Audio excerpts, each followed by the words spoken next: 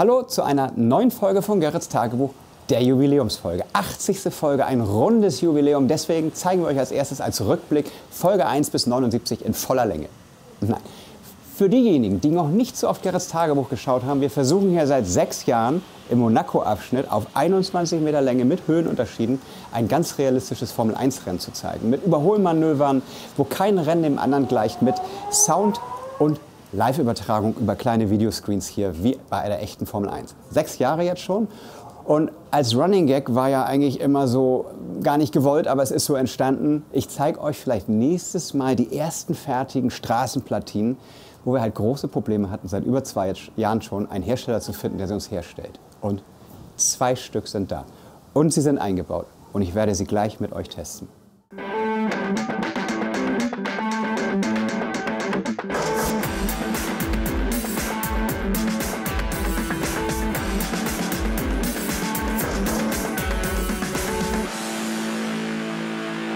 Um mal so die emotionale Wichtigkeit dieses Momentes für uns nochmal sozusagen aufzuzeigen ist, wie sind wir eigentlich hierher gekommen? Wir haben vor 6 Jahren eine Idee gehabt, dann haben Axel und ich 2 Jahre im stillen Kämmerchen ausprobiert, dann hatten wir den ersten Kreistest, das war so gefühlt nach 2 Jahren und gesagt, was könnte klappen?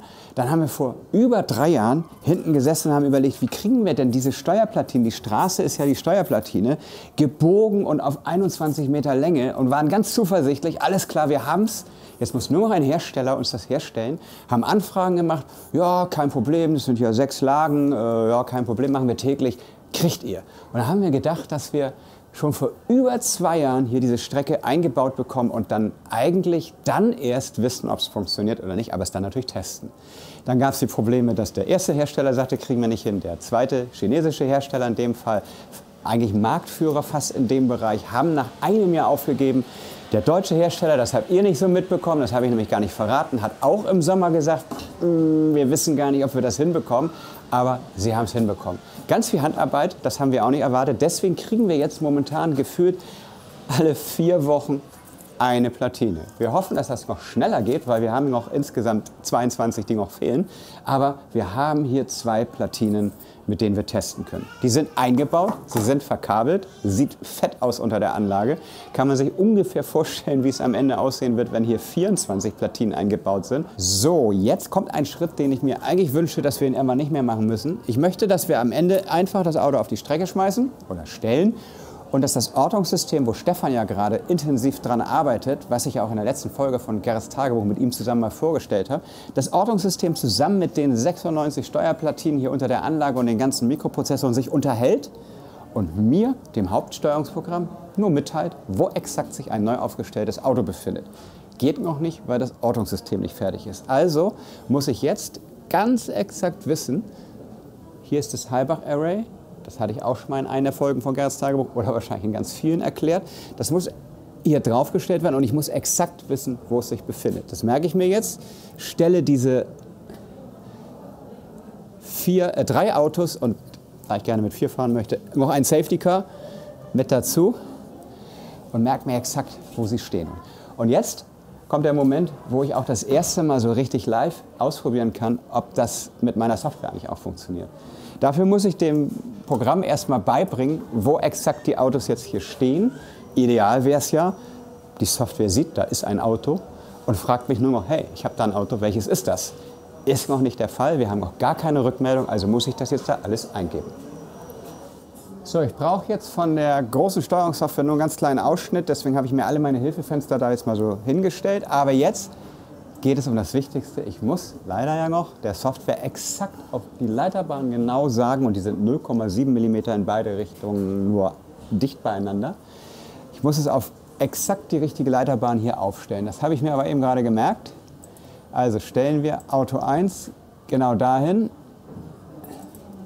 stellen wir Auto 2 genau hierhin. Ich höre übrigens ein ganz kleines Zuckgeräusch, was mir bestätigt, ob ich richtig liege oder nicht. Weil momentan wissen wir ja auch nicht genau, wo das Auto ist. Das Ortungssystem von Stefan wird irgendwann bald fertig sein. Aber bis dahin haben wir uns eine kleine Idee ausgedacht, wie in dem Moment, wo ich hier vom Hauptrechner der Anlage schicke, dass ich an einem bestimmten Ort ein Auto aufstellen möchte, dann macht die so bestimmte Magnetfeldbewegungen in der Hoffnung, dass das Auto sich genau auf den Punkt selbst einrichtet. Klappt meistens. Wenn es klappt, wird es gleich eine crashfreie Fahrt. So, jetzt kommt als letztes noch die Dixie-Toilette, hier das Safety Car. Zack, weil ich einfach erst 3 Autos fertig habe, aber ich will mit 4 fahren. Weil 3 kann jeder. So, dann wollen wir mal gucken. Ich bin soweit. Ich habe alles auf Test gestellt. Die stehen richtig. Hier auf der Start-C-Gerade. Hier ist die Streckenführung. Alles ist überprüft. Dann bin ich soweit und wie oft habe ich geträumt, das mal sagen zu können. Gentlemen, start your engine.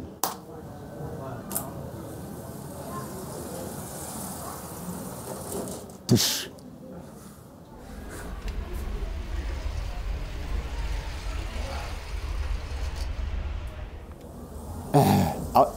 Ausgerechnet der bleibt stehen.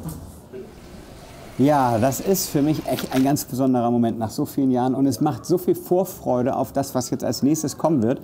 Ja, die 3. Platine hoffentlich bald. Und je mehr Platinen ich habe, desto eher kann ich vielleicht auch das erste Mal sehen, dass hier auf der Zielgeraden ein Auto überholt. Oder ein Startfahren mit 20 Autos. Ich freue mich wahnsinnig drauf, weil die Steuerungssoftware kann diese Sachen schon teilweise. Und wir müssen irgendwann mal testen, ob denn vom Strom her, das ist auch eine große Herausforderung, weil das ist eine sehr hohe Spannung, die benötigt wird und eine sehr hohe Stromstärke, um diese Autos so mit dem Magnetfeld zu versorgen. Ob das denn überhaupt so ohne weiteres funktioniert, von der Wärme her, von der Belastbarkeit und auch von den Sicherheitsaspekten her, wobei wir uns da ganz viele Gedanken gemacht haben, das sollte überhaupt kein Problem sein, aber es muss getestet werden und ich freue mich tierisch drauf. Und wenn jetzt keine Rückschläge mehr kommen, dann wage ich das erste Mal in 6 Jahren Miniatur Wunderland versucht, Formel 1 zu realisieren, Geschichte zu sagen. Die Wahrscheinlichkeit, dass das am Ende so klappt, wie wir es uns vorgenommen haben, könnte über 50% liegen.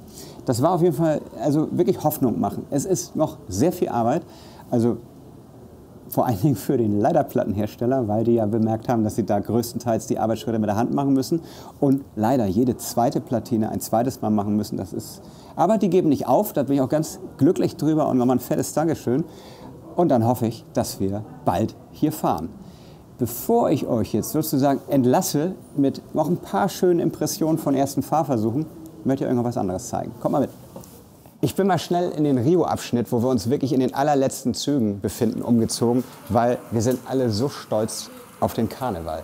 Wir haben 3 Wagen schon wirklich fertig und wir haben die Tribünen beleuchtet. Es bewegen sich die ersten Figuren und es ist insgesamt, also ja, wir benutzen den Begriff momentan gerne, ein Feuerwerk an LEDs und Technik. Es wird ein Regenbogenverlauf sein. Das ist ein Mechanikterror, könnte man sagen, die komplexeste Knopfdruckaktion des Wunderlandes. Aber wir haben darüber eine extra schöne Folge gemacht und die seht ihr jetzt da. Klickt mal drauf und da erfahrt ihr mehr. Deswegen nur kurz als Teaser. Ich zeige euch irgendwann über die Beleuchtung und wie der Rio-Abschnitt beleuchtet wurde, was es für Knopfdrücker gibt, das zeige ich in einer späteren Folge. Nur auch, weil wir gerade so happy sind, wie es aussieht. Ich zeige euch noch was. Wenn ich Tim in den letzten Monaten auf dem Gang gefragt habe, was machst du so, wie kommst du voran, hat er mal gesagt, lass dich überraschen. Und jetzt hat er uns überrascht und hat hier eine so wahnsinnig schöne und kreative Videoshow, so ein Mapping auf unsere Objekte im Rio-Abschnitt hingelegt. Der Beamer dazu ist noch nicht mal richtig eingestellt und trotzdem ahnt man schon, wie fett das wird. Ich zeige euch jetzt mal ein paar Ausschnitte davon. Danach gibt es noch ein paar schöne Formel-1-Bilder. Vielen Dank fürs Zuschauen und wir gehen jetzt in den Rio-Endspurt. Bis bald. Tschüss.